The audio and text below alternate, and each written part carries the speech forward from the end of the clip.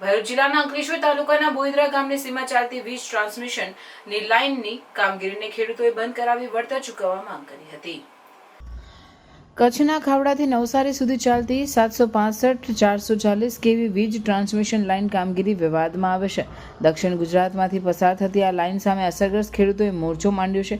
ત્યારે ભરૂચ જિલ્લાના અંકલેશ્વર તાલુકાના બોઈદરા ગામના ખેડૂતોએ પણ આ કામગીરીને બંધ કરાવી વળતર ચૂકવવા માંગ કરી છે। અગાઉ અનેકવાર વાંધા અરજીઓ રજૂ કરવામાં આવી હોવા છતાં ખેડૂતોને જાણ કર્યા વિના પાવર ગ્રીડ કોર્પોરેશન પોલીસ બંદોબસ્ત સાથે કામગીરી આગળ ધપાવી રહ્યું છે।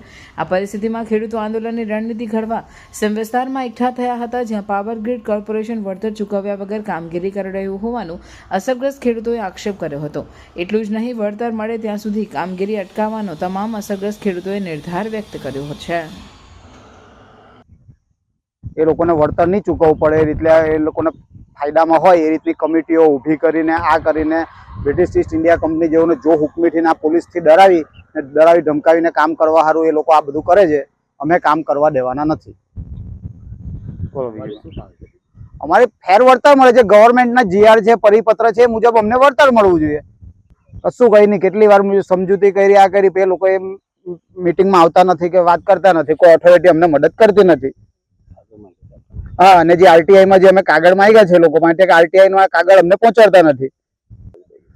કામગીરી ચાલુ ને એ લોકો જે અમારું પ્લાન્ટેશન છે ને એ ગણવા આવ્યા છે, ફોરેસ્ટ ડિપાર્ટમેન્ટ પાસે ગણવા માંગ્યા અને પછી કે અમે રેટ નક્કી કરીએ। પણ અમારી માંગણી એવી છે કે તમે પહેલા રેટ નક્કી કરો ને પછી અમારા ખેતરમાં પગ મૂકો ને અમને જાણ કરો કે અમારી કેટલી જમીન જાય છે, કયા સર્વે નંબર જાય છે, કેટલા સ્ક્વેર મીટર જાય છે।